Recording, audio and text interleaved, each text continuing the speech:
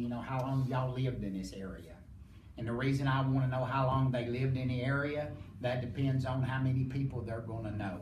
Because one person I can show could lead me to the same amount of people that a home show would do. Y'all ever done home shows before? And you know, you take a weekend, get 300 or 400 leads. Well, that one person can know 300 or 400 people.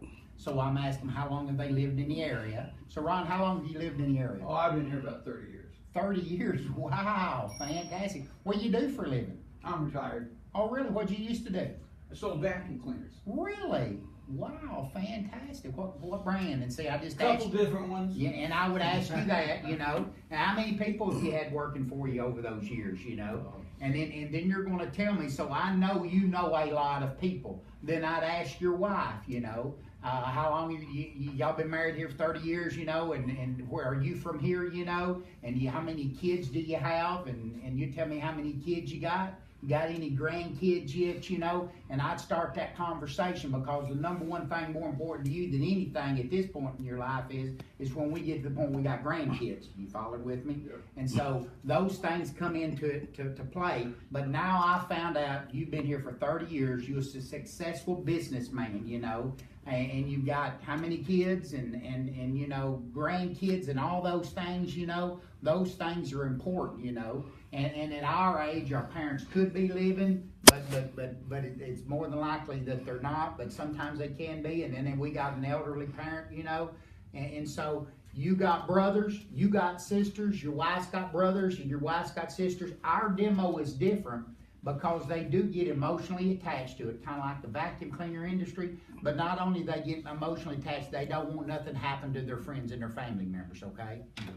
At this point, I would just pull my book out. We've warmed up. It might have took us 15, 20 minutes, okay? So you say, hey, how you doing? My name's Tim. I'm here from Crossfire, here to do the briefing? Absolutely. I'm here to do a safety program for you. Okay. We're here to do a safety program. What's this all about? What's this all about? We're going to just do a quick safety program for you to make sure that you guys are prepared in case you guys have a fire. Okay. Okay? And so, as I start, all I'm going to do is read the book. You know, first thing I'd like to do is tell you a little bit about our company. We're Accurate Home Safety. We're located here in Fresno, here on Shaw Avenue, and we're authorized dealers for all of these brands of products right here. And these are all the causes we support. And I really like this because we support the Shriners Hospital, and that's a fantastic deal. Mm-hmm. We don't charge it. The Shriners Hospital don't charge anything for children to go there, and it's a phenomenal deal. I'm sure you've seen it on TV. Mm-hmm. We've given over millions of dollars to the Shriners Hospital. We're a gold member with them, so that's a fantastic deal. The other one I've really grown to love is the Phoenix Society. And that's burn victims, helping burn victims get through that disaster in their life by getting burned. So those are a couple of them we support. And have y'all ever heard about us or even seen us on TV or radio or anything? I haven't, no. Well, that is because we don't operate by that. We do word of mouth. You know, number one is I wanted to thank y'all guys for allowing me to come in, and now's when I would show my EPK kit. You unzip it. You don't have one? Yeah, it hadn't come in yet. Okay. But here today. You unzip it and you take it out. And Aaron, when you do, you fold it out for me, and it stretches out long, and they're able to look at everything in there. And I hold that thing up to where it's right above my eyes, and on the back side that I'm looking at, it tells you everything that's in there. So I just start reading this thing off, and they think I've got it memorized. You know, it's got gauze, it's got applicators, it's got aspirin, it's got tweezers, it's got an iPad, and I do it like this, Aaron. I go, it's got iPad in there, you know, and I'm playing with them, and they start laughing because they think it's an iPad, you know. Right. And I go through there, and I said, man, the hardest job of this was to learn all this, Ron, everything in here. And then I just turn it around, and they see where everything's listed in there. Okay. It's got an emergency radio in there. It's got a flashlight in there. It's got a blanket to cover you over in case you go into shock, you know. It's got some good things in there. Now, Ron, you could use one of those for your boat, one for your RV, and one for your house, and one for your wife's car, couldn't you? Sure. Fantastic. If I gave you 10 of these, could you give some of them away for me? Sure, I could. Who's the first person you'd give one away to? Well, my cousin. Your cousin. And what we're going to do is I'm immediately at that point, I'm going to take my notepad here, and I'm going to hand it to your wife, and I'm going to ask her just to write down your cousin's name. and then I'm going to turn right around and ask her who's the first person she'd give one to, and I'm on page 2 and I have 2 names. You following with me? And so I just really want to thank you guys for watching. John and Mia, ask you guys to watch and help them earn a real nice gift, and I know they appreciate you guys watching for them. So personally, just I wanted to say thank you for them, okay? Now, we really do need your help with 2 things, and we are looking for folks on either a full or part-time basis. And what I'm talking about a part-time basis is anywhere from 8 to 10 hours a week, making $300 to $400 a week part-time. Now, Aaron, I've got a brochure that I'll cover with you a little bit later, and I'm gonna leave this, okay? And it's a great brochure. You might know someone that's interested in 8 to 10 hours a week, part-time, $300 to $400 a week. So I'm gonna lay that right there, and I'm gonna pull my car keys out, lay my car keys on top of it, so I don't leave without sharing the opportunity.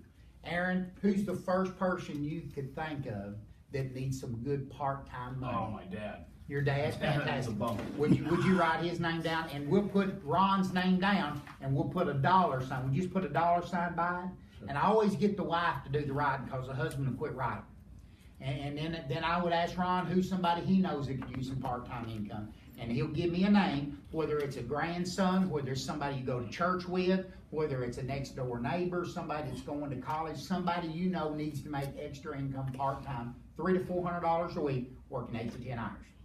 And so I'll ask for their name, and I'll put a dollar sign down. Now, we have recruited some of our best people like that by just asking up front, do they know anybody interested in making money? The second reason I'm here is to help you share this information with other folks, okay? Other folks in the community we can share to. See, we also do complimentary safety meetings for organizations.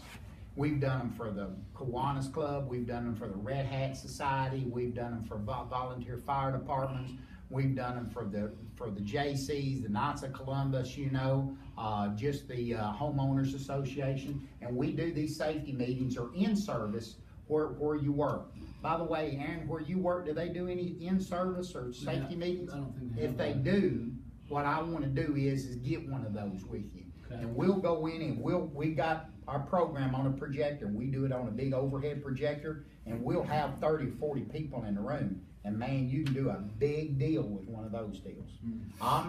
Y'all probably don't have any Amish or Mennonite out here. No, We I do. don't think so. We tremendously have that over in the middle part of the United States. Man, those guys buys like crazy, and it's different organizations. Y'all have a huge Filipino market here. Mm-hmm. Man, we got to get somebody here in California in the Filipino market.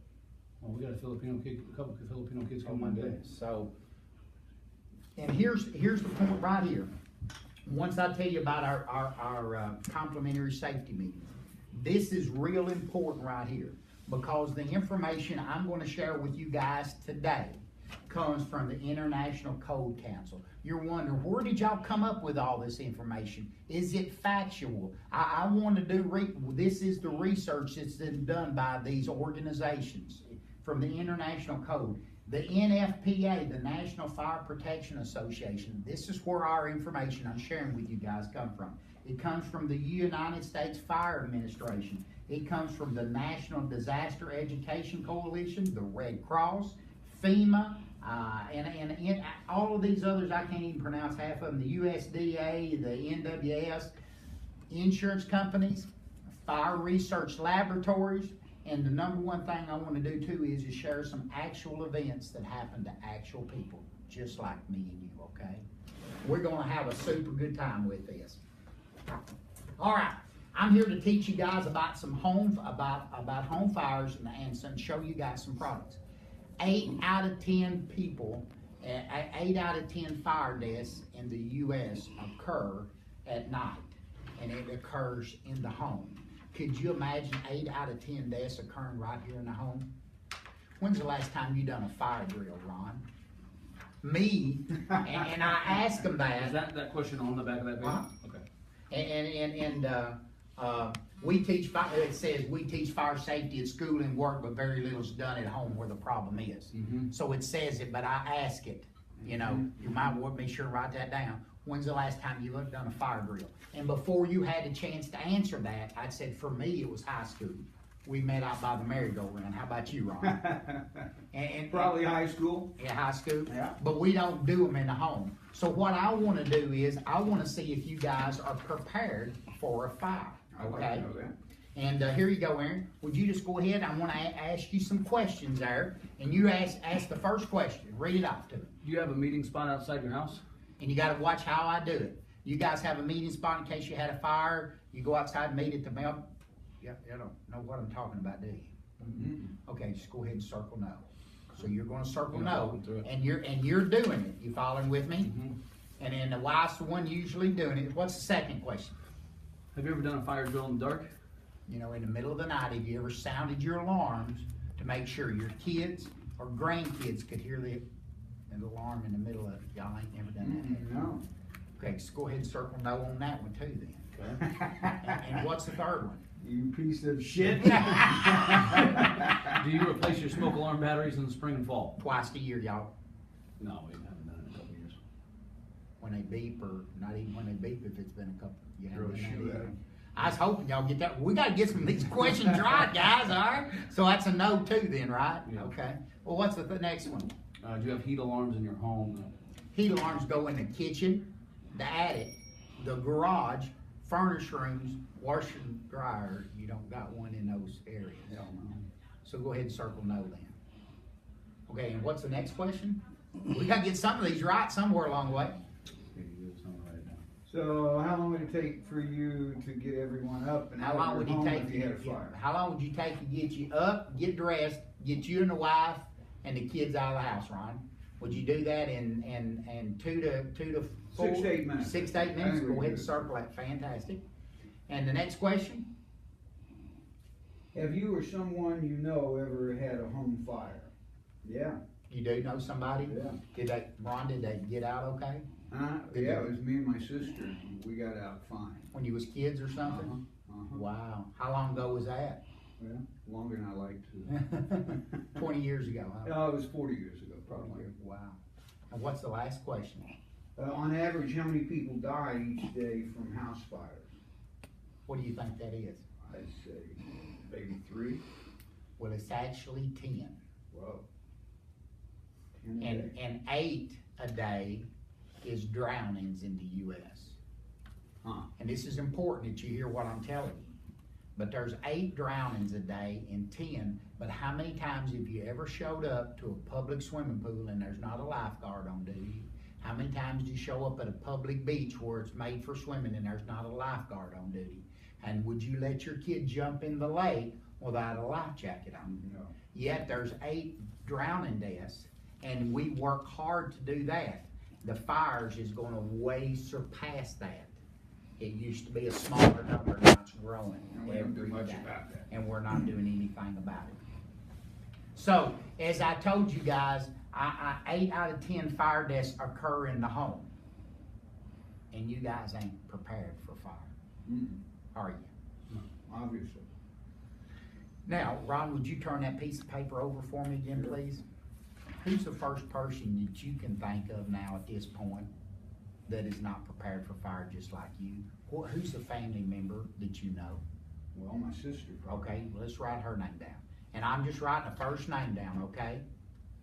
And then I'd ask We'll your go wife. back later. Yes, absolutely. Then I ask your wife who's somebody. And now we've got 6 names and I'm on page 5 still. You follow with me? Uh-huh. Now here, let me ask you a question. Do you want his sister, if you was just the salesman in the house and didn't know him, would you want his sister when you know that they had a fire and got out? Mm-hmm. Fantastic. Wouldn't you want to go show his son? You know, these are the primo names that you want inside the house. And there's nothing wrong with canvassing, and it gets us in homes now. You following with me? But this right here is those cream de la cream leads right here that we all want, okay? Okay. As I told you, 8 out of 10 fire deaths occur in the home. I'm going to go ahead and give you guys a fire safety packet, and we're going to watch a couple of demos, short videos. And you're probably going to be shocked at what you learn. I know I was. And I'll answer any questions you guys have at the end. So I just want you to relax. I want you to have some fun. But fire is serious. And I promise you, if you open up your heart and your mind, you can learn something that could save you guys' life. Then we're gonna look at some products at the end that could help you and your family when you